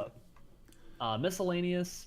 Looks like they reduced the cost of a bunch of piece items. Hmm. Nothing The really crazy. Wrath Bracer, Null Talisman, Wrath Band Bracer, and Null Talisman, um, removing the 3 attack damage, giving you primary attribute. That is a good change considering the stuff below. Not like a game breaker here or there. Mm-hmm. Dagon no longer provides the +9 damage. Int bonus increase +2. Just little balances here and there is what I'm seeing. This is all spoilers for the upcoming stuff where attributes are more important. They're pulling off the raw damage numbers on the cheap items and pushing them into attributes because people want those attributes now more than ever. Right. Right. Yep, that makes sense. Scrolling down to Aetherlands. This item has been messed with so much. I remember when it first came out, it was OP. Like, you had to get Aether. Right. Now, I feel like it's completely different from what it was when it initially came out. Well, the only thing that really changed was the removal of the spell amp here, and this makes it not as important for a hero like Zeus. Like he's got plenty of range on his spells. The extra 200, 220, or 250 is not going to make or break it, but that 6% spell amp really helped him. This slides it in my eyes more towards a support hero where you need to get that long range stun or something off, or get that long range save, depending, that Omni-Knight heal. An extra 250 cast range is pretty big.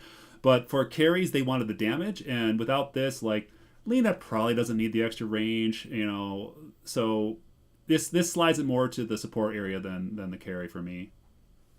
Yeah, definitely. I think the +250 cast rate, the added mana, +125 mana regen, yeah, makes it very support-esque. Yeah, so, for sure. I'm a fan. I like that. Battle Fury. What are we looking at here? Just cheaper and a little bit weaker damage, but bigger range. Like it's just 400 gold's a pretty big jump.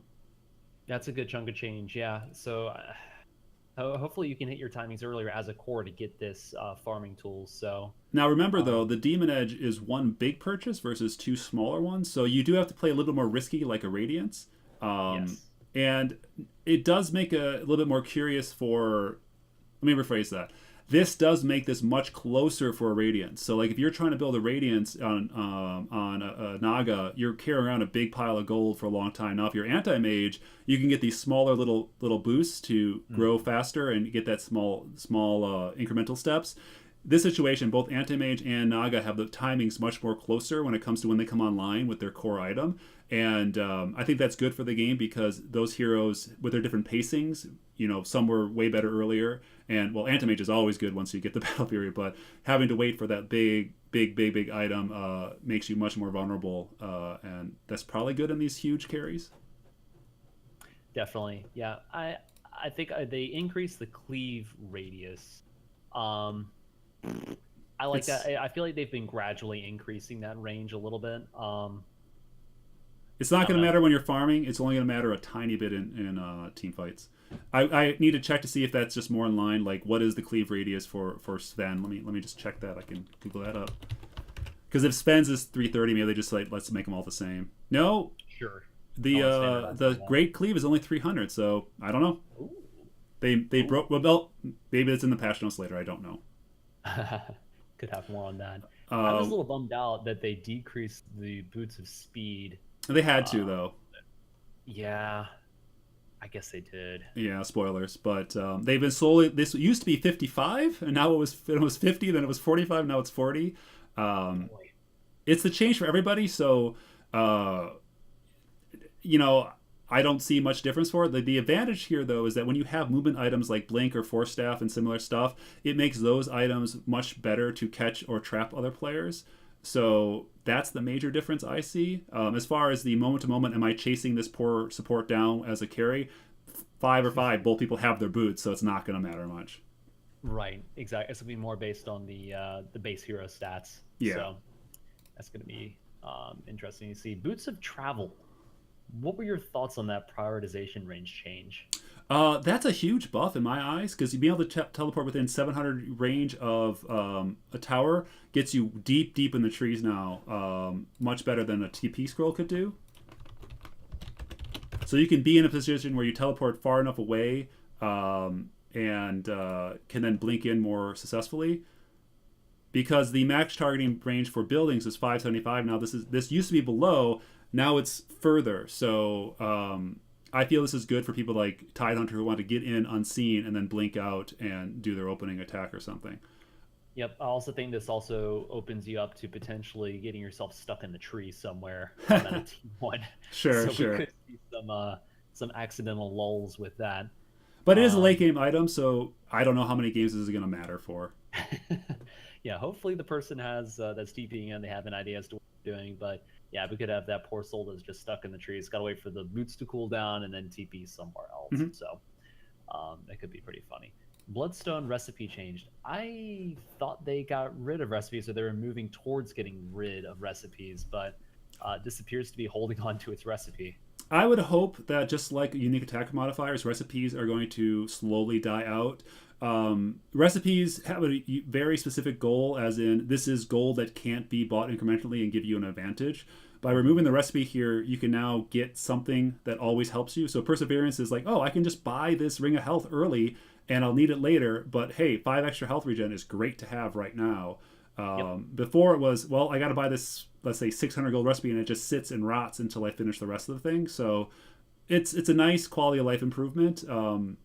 I don't think it'll have any major impact on the game. Again, it does adjust the timings. The heroes that would buy Bloodstone can now have more incremental steps along the way, and I think that feels good. So it's less swingy and more even steps along the road to being the killer carry you want to be. Yep. I like that. I like the initial charges increase from 12 to 14 to more charges, more gooder. So you get a Yep, big yep. item like that. That's nice. The heal Um, thing doesn't matter. Who cares? I it didn't really strike me. I was like, this never really affected my gameplay at all whenever I did get Right. Bloodstone. It wasn't an item that I got frequently, but it was not a factor that I took into account at all. They did leave that great gain experience while dead, so if you're not already in the high 20s by the time you get your Bloodstone, you have a little bit of a boost here. Yeah. Yeah, Butterfly, I liked that Flutter no longer disabled evasion. So now Right, you can get the movement bonus and all that cool stuff. They did go and decrease the duration of Flutter. That right. kind of sucks. I do feel Um, this opens up a lot of space when it comes to heroes that buy phase boots, because if you want to go treads now, you can have Flutter be your phase boots. It's a much shorter, but it's much faster. So if you need to just get that little bit of burst, you can have it from Butterfly without losing your survivability. yep, I like that. I like that. Deso. They So this reduced goes armor, hand in hand. so yeah. Yeah, that goes back to the armor notes we were looking at earlier. Why do you think they reduced it? Because they reduced the armor gain? Or wait, Yeah, no. They increased the armor gain. I thought they dropped Um, it from 6 to 5. I thought they dropped it from 1 out of 7 to 1 out of 6. Now I have to scroll up. I may have to scroll back up and look. Yeah. There's so much in here, it's hard to remember all of it. uh, we can come back to that. Sure, sure. Armor mechanics. Agility rescale from 1 out of 7 to 1 out of 6. You do gain more armor. So they did actually nerf this, because armor is easier to get, and now you get a little less off of the Deso. Do you feel that Deso... I mean, I'm going to answer this for you, but Deso was so powerful that everybody always wanted one. This weakens it slightly, but I feel that it's still an area where like most cores want it. Like you're still going to get this on a TA, even though it's slightly less overpowered. Yeah, I mean, I still like Desolator. I mean, they just changed the armor reduction just a little bit. It's 1 point. They may go and put it. Ice Frog doesn't normally go and change things back to the way they were before. If anything, he'll go and rework the armor scaling and stuff like that before he goes and changes an item back. Yeah. That's the sense that I have. Yeah, I don't know. Maybe we'll see some other changes on Deso. Yeah, for sure. And it's definitely one of those items where every core wants one, but maybe they don't need to have every core having one kind of thing. Yeah, I mean, Deso is definitely one of those items where you only need one on a team, sort of like an urn or Yeah. a mech or something like that. If you have more than one, it's like, what are you doing? Um, so, Diffusal Blade, this was an item I was really psyched about. So, no longer dispels. That kind of sucks. They need to change the name of it. It's no longer diffusing. It, um, it's no more. longer has charge limits. This is basically Dagger of Atos. Like, let's be honest here. Yeah, Uh, I could see I that. I Yeah, think this is it's a great really cool, change. Dacos. You I think remember it's the a old great Atos, change. right? Yeah, yeah, that was a slow. Yeah, so this is definitely Blade of Atos. Yep. Yep. So no longer upgradable. I like that. I thought it was dumb that they had to like you had to buy a new one with a whole bunch of new charges, like get a new recipe. Like that was dumb. You know what item Um, would really like this? The what's guy that? right below here who would really like to have, no charges. Oh gosh. Because isn't Drum like the only other item left in the game that has limited charges? Where it's like once it runs out, it's out. Yeah, I think so. It looks like you right. get a bonus attack speed. That's a What buff. about the Yeah, the regen? drums are one of those items that really went out of favor.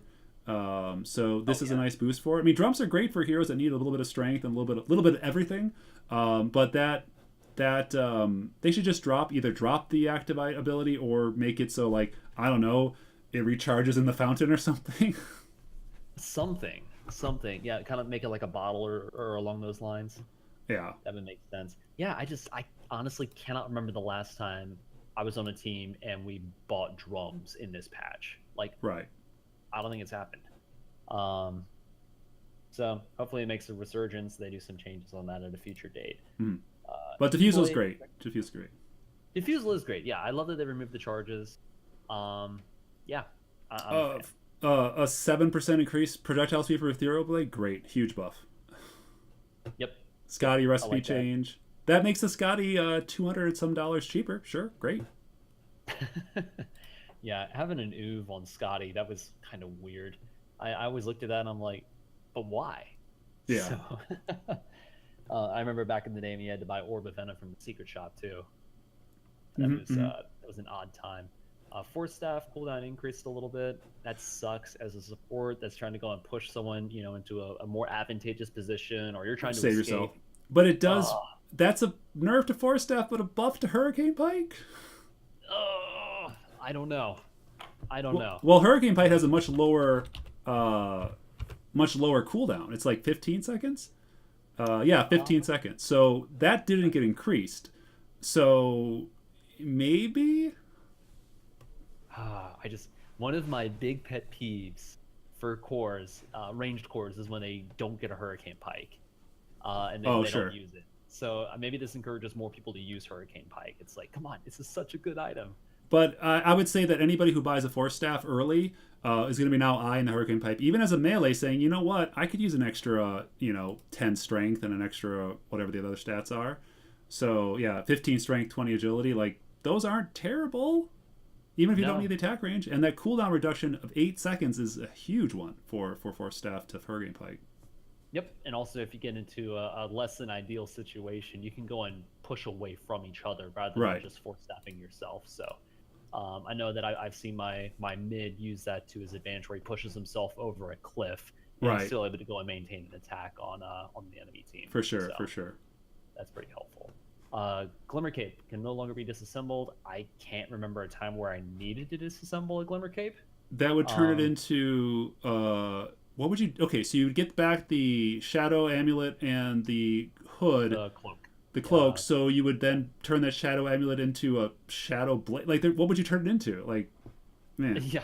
See, I don't know, and I would just like buy another cloak. It was what, 550, Yeah, if I yeah. remember. That was the cost. And, like turn it into a pipe. Like really, I'm gonna get rid of a 1400 gold item. And I Glimmer don't Cape know. never goes out of style. That cape's always looking fashionable. That's the right word. On a support, so like you would get it and be like, great, this is an end game slot. I can just hold on to this forever. Yeah, not really sure of that. I mean, cool. Yeah, sure. So I'll scroll down. Hurricane Pike can now requires a Wraith Band instead of a 500 gold recipe. Perfect. Another incremental thing. Plus, it gives you, if you're a sniper who buys a Wraith Band, you can now combine that instead of sell it. Perfect. Woo! Or if someone already got a Keela, it's like you got this Wraith Band. It's Yeah. like, cool, I'm gonna turn this into an early Hurricane Pike instead of getting a Keela since my safe laner has it or whatever. Right, So right. that's cool. Iron Talon. Okay, I know there was a lot of heartburn in the chatter in Discord earlier. For my off laner, I know he's heartbroken. He's looking at it, he's like, so what if I get owned in lane? How am I going to go and rebound here?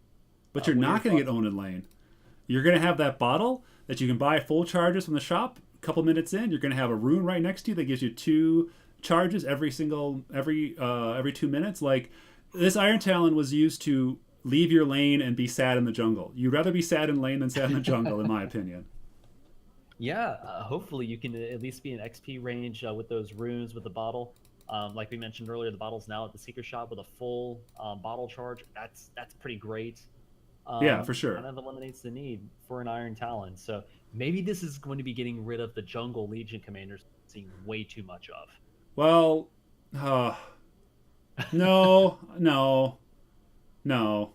It's no. You You don't can think never. so? Nothing is going to get rid of that. It's nothing. That's so depressing. Oh no.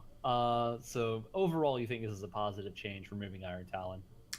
Yes, it was an evolutionary dead end for items go. It's an early game item that doesn't grow at all, and it also just it encouraged, in my opinion, encouraged the wrong type of gameplay where it's like I don't want to interact with anybody else. I'm going to be hiding in the jungle, and I'm not saying jungling is bad.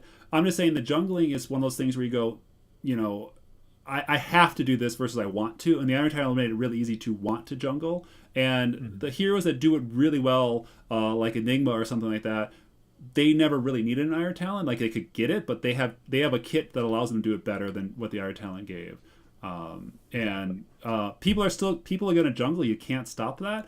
But I see the jungle being, again, with the new DotA changes, like the jungle has shrunk a lot because your offlane, your supports are going to want to pull whenever possible, and they need to be in there to get those denies.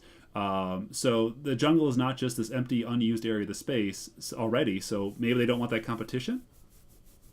Yeah, I think that's fair. That does make sense. For Javelin, now it provides 25% accuracy. So a little bit of a rework for Monkey King Bar, probably. Sure, yeah. Cost reduced a little bit, no longer grants plus 10 damage. That stinks. Accuracy proc now deals 100 magic damage displayed overhead, so we're going to get a little notification for that. Right. I think this is a good change. No one ever bought a casual javelin. Let's be honest here. No one was like, you know what I need for my first mid-grade item? A javelin. Just not going to happen. But I feel now I can make a claim for it, or a situation where it's like, well, it's not the best item to get, but if I'm going to land against a PA, being able to hit and to do an extra 100% damage with my accuracy procs, that's pretty good. Like you can really get a little extra chip damage. Especially for what I would say is ranged heroes. This is one of those rare attack modifiers that's not like, but range do half damage with it. It's like, this is actually a big hit. Right. And Javelin builds into some nice stuff, like you said, MKB, but there's a few other things, right? I'm blanking. Let's see, Basher, MKB, and I think that's it. Yeah, Basher. Yeah. Okay, so maybe not so much then, but MKBs are much better now, in my opinion. So we'll see. Cool. I like that. Basher recipe cost increased. Oh, get rid of the recipe. Exactly. No longer grants plus 10 damage. Yeah, it makes sense given that you had a javelin in there. Bashes cannot be evaded. Mm-hmm. I like that. And damage proc increased a little bit. Right. Now, just to be clear, the accuracy from the javelin isn't lost. It's just now the proc chance for the bash. So the bash is the accuracy in essence. Makes sense. Yeah. Same thing with Abyssal Blade. Yep. Any thoughts on Abyssal Blade? I think that ability, that's a really good end game item. Other than that, nah. All right. We're kind of into a crazy item here. Item here on Monkey King Bar. What were your notes you had on this? I think this is a good change. The mini stun, maybe if you loved it, you're gonna miss it. But a 75% chance on hit to proc an extra 60 pure damage that pierces spell immunity. Oh my God, Wind Ranger is gonna get this item every single time. Yes. Yes. I mean, the attack speed doesn't help her as much, but it's just gonna be. It's good on everybody. Just that extra little tick, tick, tick, tick, tick, is going to add up very fast. The lack of True Strike, I mean, a 75% chance, that's almost 100%, right? Yeah, I feel pretty good about it. I mean, I think we're going to see a little bit of resurgence here with the evasion heroes. That's going to be kind of fun. Brewmaster, PA, things like that. I don't think it's going to make that big of a difference. Are we going to see more Radiance purchases? Gosh.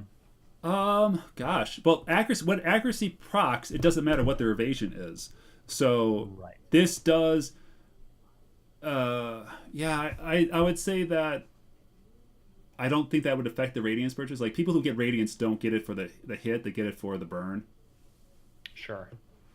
Sure. Yeah, makes sense. I do like the removal of the mini stun overall, though. Those were so Yes. annoying when you're trying to channel something. Gracious. Yes. Yep. Completely agree. I like that it requires Hyperstone. Mm-hmm. That's a good casual item to have. Two javelins. Kind of jumping back to the javelin, I don't like that it still costs 1,100 gold. That's still a good chunk of change for something that's really not going to provide that big of a benefit. But I think it is better than it used to be, and I think it's a situational item that you would carry around casually rather than Right. buying both at the same time when you get the gold. What I'm confused about though is the proc damage went pure, but went it must have okay. It went from magical to pure, so I guess that explains why it was reduced by 40. But I want to know what's going to happen when you have two javelins in your bag. Can you double proc accuracy and hit for 200 magical damage? Ooh, yeah. How's that going to stack? It's like me diminishingly. I don't know. Yeah, I know with crit Uh, items, the first crit item to crit crits and the rest can't. So it's this weird like only one of these things. exactly. Yeah, only one of them. Yep, you're right. You're right. The Lincoln Sphere cannot manually self-target with Lincoln Sphere. Fine. Good. That was only used in those weird exploitable situations where it's like, well, I know I'm going to get a spell on me, so I might as well keep this up on me all the time. And you were going for that rare situation where you hit that 7 second window where my previous cast landed and it refreshed in enough time that I can, make both happen. Right. So, yeah, it's a nerf, but come on. Yeah, I can't think of when I would use it that frequently. Maybe breaching high ground when I know it's going to be popped more than once. Sure, sure. Uh, yeah. Magic wand recipe changed. Thank God. So you can go and toss in a mango. I like anytime I can get a mango. You're getting that free mango off the bat if you Right. ran one of the heroes of the day. I Um, just love starting with a mango because it's just like this is the region that I wanted all along. yes, and you get the 1.5 HP regen. I like that. That's super helpful for a support. Hmm. I like that. So, Now, any other thoughts there? my question is, if I started full wand first, is that really bad? Because if I buy the carrier and buy a full wand, I would probably be like, yeah, I'm good here. Like I don't I that's a good starting kit for me as a support. Yeah, I think. It I depends a think lot you on the have. lane, of course, but Yeah, you're gonna be slower than frozen peanut butter, but you're gonna have HP regen, so you're not yeah. gonna have your boots. Maybe get a stick, hold on to the mango, but don't get the other stat items. Yeah, well I'm the not stick doesn't sure. give it the regen. Yeah, it's an interesting conundrum. But I could see a Yeah. lot of people saying, yeah, go if you don't know what to do, go wand first. Yep. Or grab two ironwood branches, your mango, go to lane, and then finish stick. Just grab Yeah. that from the side shop. Mm-hmm. Mm-hmm. We could do that. The stick was still in the side shop, right? Oh, I'd have to go back up and look, and I can't scroll up anymore. Oh, I hear you. Necronomicon.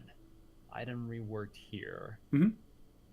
This was not an item that I bought frequently, if ever. So this doesn't really make a big a difference to me. And I honestly didn't see it purchased that often in my games, in the 3 to 4K range.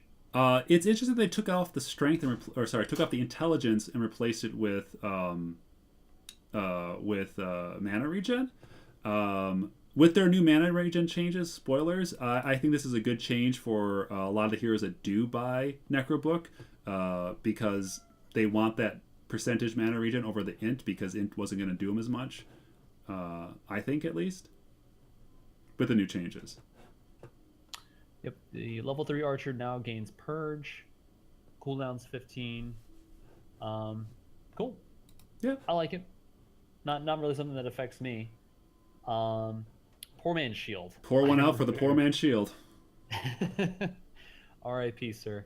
So we've got two more, or one more day. We've got Tuesday to enjoy this item before it's Right. gone.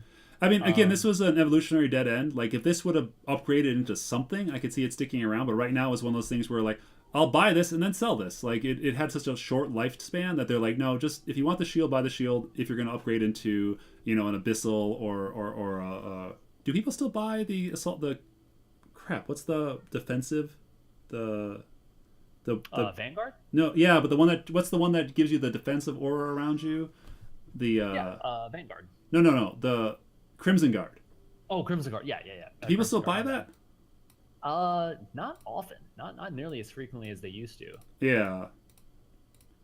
So Yeah. like, I don't see this really affecting too many heroes. They'll just buy the buckler and then just or not the buckler The Stout Shield. stout shield and just toss that instead of throwing an extra 300 gold into it. Yeah, because you can't disassemble this either. Nope. So you would buy that, and it's like, okay, well, I'm gonna get rid of it now. How do you take slippers off a shield? You can't. It just doesn't make sense. Exactly. 100% right. Orb of Venom. I think this is a good change. Yep. I hated that it would interrupt your blink, so I like that. Pipe of Insight. This is such a minor change. Like there was only like 4 spells that would hit buildings, so sure, why not? Isn't that Ags on Viper like or is it a talent that the poison snake can now affect buildings? So if you Oh, pipe, it'll affect the building, and okay. so a little bit of a meme. I don't know. I never ever It was selected that talent. Pugna and Techies who I was thinking of, but okay, Viper too. Yeah. Yep. That too. Yeah. Viper, because we're worried about poison from Viper on buildings. So, cool. I actually like it for that regard for Pugna and Techies. Yep. Rave regen. 25 savings, great. Cool. Get my tranquil Thumbs up. slightly earlier. That's be my hope. Satanic recipe changed. Claymore instead of Mithril Hammer. That's 400 gold, right? Mithril 16, Claymore is 14. So, Okay, so yeah. 200. Yep, drop it 200. Yeah, sure. Sweet. Sentry wards. This was frustrating to me. So off the bat, whenever you go and you, as a support, you buy your sense and your obs, you'd have to go and swap it from sentries to obs. Yeah. You go and hand it to your off laner or whatever core going to a different lane that's not Right. with you. You're wasting time getting out of the fountain to go to lane. I like that those no longer appear on the front. Mhm. So good little quality of life change there for supports. Silver Edge, this is probably just a tooltip reduction change here. The use of this to reduce enemy damage, you use this item to go gank someone. You're going to find that lion in the jungle and just kill him. Like, his damage reduction, who cares? He's dead already. Let him suffer in peace. Mm-hmm. Yep. Kill him A more little quickly. extra movement speed's also good. I like that. Smoke cooldown reduction. That's cool. Yep. I like that. The price went up, so now you can spend more money faster. Woo! Solar Crest. So a little bit of a buff to Solar Crest for accuracy. I think this had to happen. Yeah. So that's cool. I think we're going to see more Solar Crest here with the evasion stuff going up. So that's good. Soul Ring. Thoughts here, sir? I think this is a good change. I feel that the strength plus the health regen, those two things combined means that tapping into your soul ring is going to not you're going to recover that in the amount of time it takes to get. If you had a soul ring that plus 50% mana regen, you don't need both. Like if you got the soul ring is for the burst mana, not for that slow trickle. So getting the health back and the strength, I think, is really nice. And yeah, it seems like a better item to me. Your thoughts? I didn't really have any thoughts here on Soul Ring. It is I really five. think- It is 5 gold more expensive. Don't forget about that. This is Sir Action Slack's favorite item in the game. 5 more gold. I think they still need to get rid of the recipe. Yeah. No thoughts for me. Well, in that sense, since it's a good Omnilite on him, that's plus 6 strength is damage. So That's true.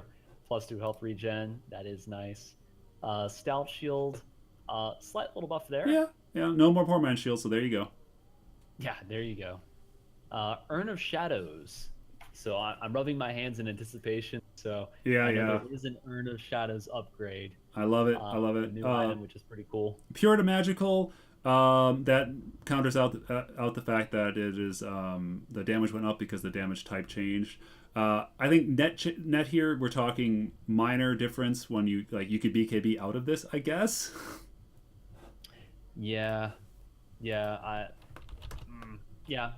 think it's not going to make that big of a difference. I mean, when you're using Urn on another hero and its effectiveness, it's early. Right. So, But you can no longer earn a BKB person, so I guess that could be a big change, maybe. I don't know. Maybe for a hero that's getting away by the skin of his teeth, potentially. It won't come up enough, yeah. Vlad's offering. That's a good So that change. aura now stacks with Aquila and Bassi. Cool. Yeah. I like that. It'll make it when you have your agility hero next to your support hero that those auras stack. It's minor, but great to have.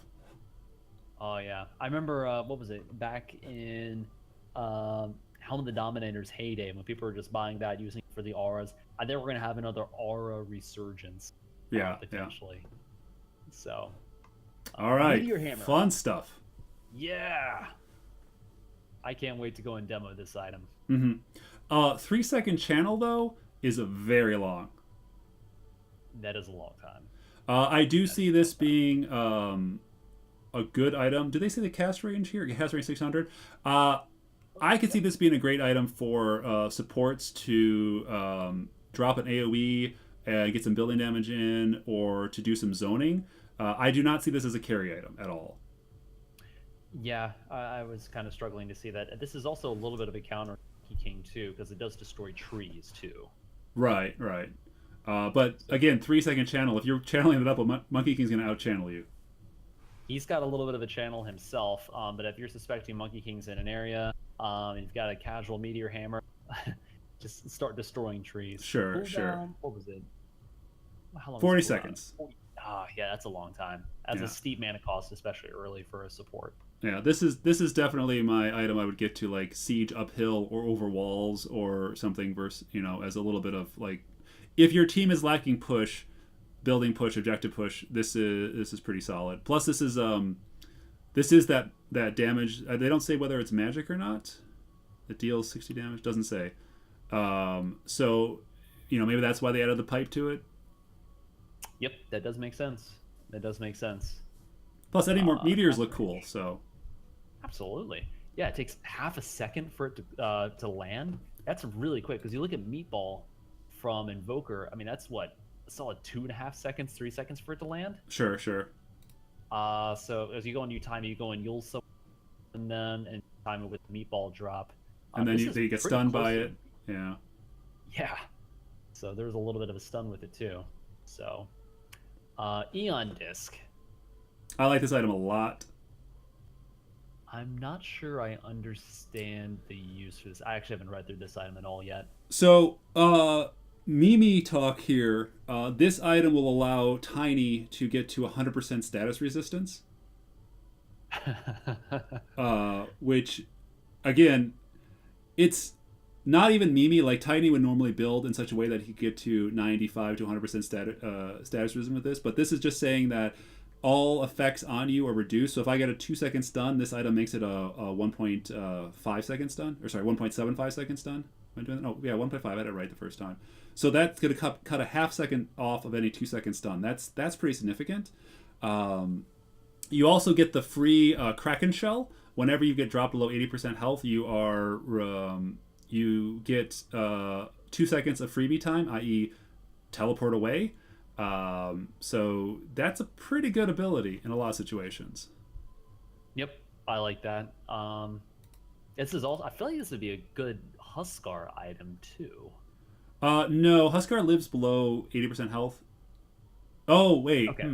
Yeah, if you are below 80%, you apply a strong dispel on your hero, and you gain a 2.5 second buff. So, Reduces all incoming and outgoing damage to 0. so Yeah, if maybe you were not for playing us. Huskar and you leaped in, would that trigger? Because it's player damage, but it's your player damage. Yeah, see, I don't know. Maybe as like, oh, you need to disengage. You jump in as Huskar, you're like, oh, this is a really terrible idea. You go and use that. But this is such a great like if Huskar jumps me as support, I'm like, oh, I got 2.5 seconds. Teleport, I'm gone, baby. Like he can't do anything to me.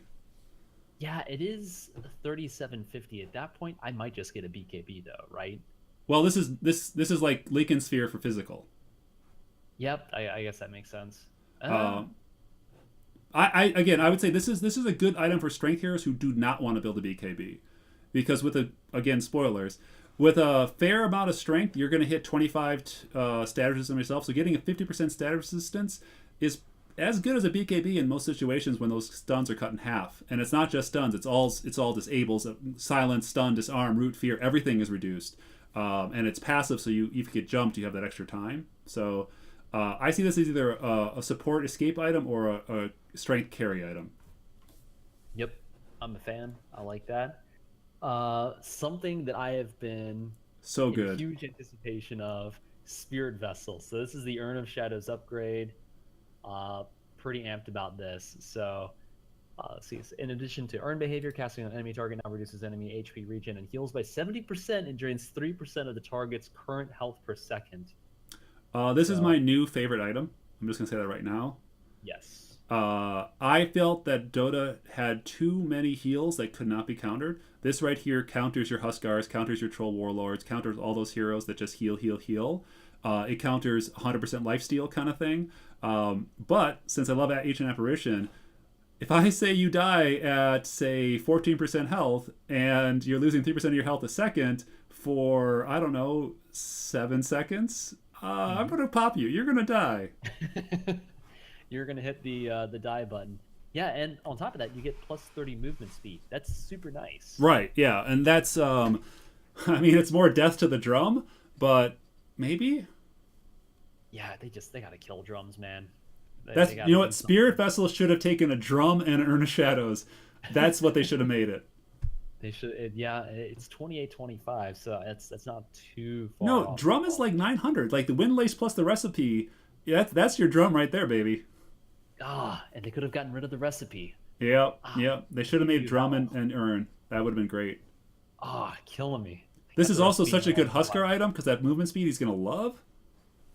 Oh, gracious. Sorry, not Yeah, Husker. I meant Spirit Breaker. him too. Yeah, Him yep. too. Yep, that's gonna be really good on him. Nullifier. So Sacred Relic. So, I hate carrying around all that much gold. I like buying my items and components. Yeah. So, I do not think this is a good item. Um, but maybe I'm missing something here because this is not an item a carry would purchase because it's just 65 damage, 5 MR, 5 HP. And it's like it's I don't I don't know if you get enough out of it. Like at that cost, you might as well buy a Radiance. You know, yeah, I'm looking at this, and I also see like, you know, you're gonna be muted, and then you're gonna be slowed by 100%. right? Every time So, they're hit, so that's really good because basically this is a really powerful Rod of Atos, but you don't need both. like, I would just get, I would pair up with a support who can slow or stun, and then just use Bloodthorn for Yeah, roughly the same effect, and I'm yeah, not for dropping sure. Same cost. Yeah. 700 gold.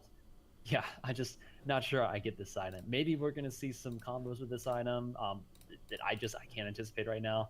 I don't like it. I'm right there with you. Agreed. Looking at Kaya. Oh, Kaya. so good. This is my second favorite item now. All right, so tell us about this. So you know that spell amp that we used to have on, say, the Aether Lens. This is now on the Kaya, and this is now Zeus's favorite item and most support's favorite item because the spell amp is back 10%, but also 10% mana cost reduction. So this is basically growing your mana pool by a huge jump. And I'm Yes. curious how this works for heroes like OD, who use their mana pool to attack. If their orbs cost less, that's going to maintain their higher orb value for a little bit longer. I don't feel the mana loss reduction is that good in some situations, but if you combo this with one of the new talents that Crystal Maiden has, she'll have a 24% mana cost reduction, and this item alone basically solves her mana pool problem because her spells will just be super cheap. Yep. 24% off of Crystal Nova, sorry, no, Freezing Field, that's 200 mana almost. Yep. Yeah, and it's really not that expensive of an item either. No, 1950. that's I mean, cheap. yeah, you're going to be getting a staff of wizardry for so many items anyway. So I mean, that's not that much out of the question. A robe of the magi, that's not crazy. Recipe, yeah, that doesn't set you back that much. So, Hmm. and you can buy any components too. I Yeah, like this. for sure. So, I'm a huge fan of this. You ready for some For the math? sake of what's that? You ready for some math? Or do you want to take a break here? Let's take a break. It's about midnight my time. I'm getting a little foggy. Want to make sure we're on top of this. We're going to be getting into some crazy math here on the next section, but do we want to go and reconvene tomorrow? Sure. We'll cut it off here right before the math starts and we can pick it up. Yep. Awesome. Well, this has been Solarn. Thank you guys for joining us tonight. Cheers. Bye.